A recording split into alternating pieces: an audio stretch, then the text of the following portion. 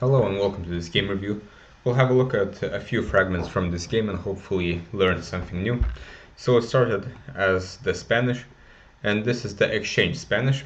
So already some important strategical things are happening. So black has doubled pawns, while he also has the bishop pair, which should compensate for the pawns. And now white plays this move d4, and the point of this is to get this endgame in which white has the better long-term prospects due to the 4 and 3 on the king side, while black has the bishop pair. It's very important that all the pawn endgames that could arise here are winning for white, because white could create a passed pawn on the e-file, while these pawns cannot create a passed pawn against these ones, because they're doubled. So this is kind of white's plan, while black should keep pieces on the board and try to activate his bishop pair, especially this one on c8, probably on this diagonal either with c5, b6, or c5 and put it on c6. Maybe play f5 or something to open up the light squares, and black should be fine. So here black plays bishop c5. This is one way to develop, bishop e3. And now black plays the very bad move, which is bishop takes d4. The reason this is very bad is because this gives up all the compensation for the bad structure. And black's whole point was to have the bishop pair, and now he doesn't have it. Now he only has doubled pawns and he has nothing to show for it. Now white also has this big bishop who is attacking g7. So next black gave up the pawn on g7 because he thought he could get the pawn on g2, which he can, but unfortunately now this rook is in some trouble. Even better was to take this pawn and not worry about the rook, and white would have the up3 pawn for nothing. Instead bishop g3, and now black really has to worry about this rook. It's not getting trapped yet because there's bishop h3, but black should really be worried about this rook, and also he has to really develop his pieces.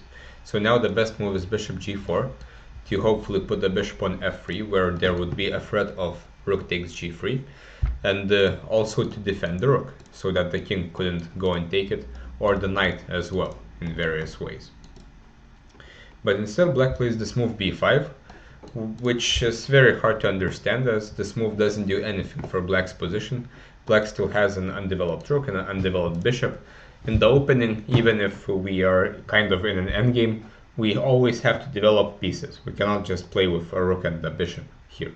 So after this, white would be winning had he played knight d2, with the idea to, well, simply first develop the knight, but also to just go and attack the rook on g2, or like this as well, and black will lose an exchange. Instead h4 was played. Now we will skip a few moves, both sides developed, and now we have arrived at this moment where black is in trouble. This is what happened to the rook. It got stuck, now it is attacked, but black has this magical way of surviving with a very nice move, knight d5. Point being that if white takes this knight, black will sacrifice then a rook.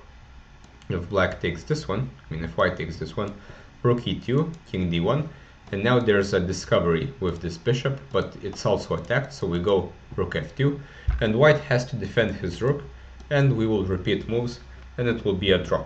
So quite a beautiful sequence there, which black unfortunately missed. Also, if this is taken, then now, for example, in this position, black just has general compensation for the exchange, as all of his pieces are quite active. Of course, it is quite scary, but black can kick around this king. And if it goes to c1, then after bishop f3, this rook still has problems going into the game, so black has enough compensation.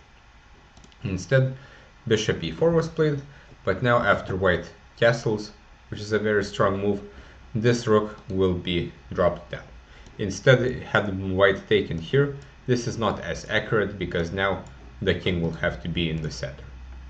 But after this, now white is basically winning, and the rest of the game was rather interesting.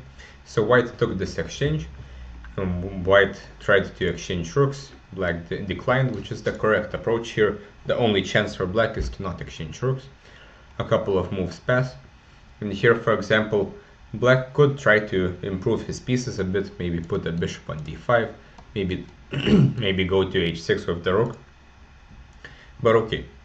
At this point, white is of course winning, but now, firstly, black made a mistake of exchanging pieces when he's down. In general, when we are down material, we should try to keep as many pieces on the board to give ourselves some chances. So for example, knight d6, of course, the position is still not very good, but it's kind of playable.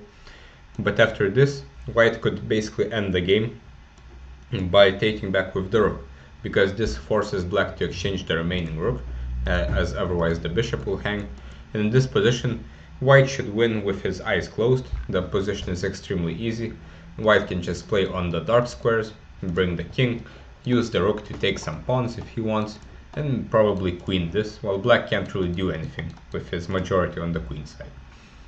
So this was a bad mistake by black, and a bad miss by white, taking with the pawn and keeping the game going. Now black is down in exchange, but a bishop is still a pretty good piece. So now a few moves pass, and suddenly black got some counterplay. Now we have this weakness on b3. And a few moves later, black even got a chance to equalize. After rook c5, black chose the wrong square for the bishop, which is b5, but instead, had he played bishop d5, the bishop would be guarding f7 and guarding c6. So white doesn't really have many weaknesses to attack here. Even though he is up in exchange, he doesn't have any passed pawns yet. This one is hard to attack, as the rook can't go to f3 or anywhere like this, and this rook is also cut off. And black has counterplay on the b4 pawn, sometimes this pawn as well. There are plans of exchanging pawns like this, and it's not clear how white is supposed to win here. But instead, after bishop b5, now white can improve his pieces, bring the rook to f3, and this is quite easy for white. He brings the king, he picks up one pawn, picks up other pawns, and black resigned, and it's probably the right time. But black's problems began quite early on, when he made a very bad exchange of a bishop for a knight.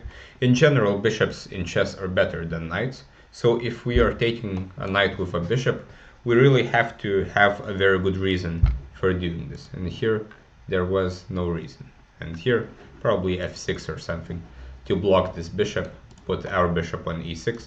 Black is still kind of fine, but of course white has better long-term prospects, because he can create the passed pawn.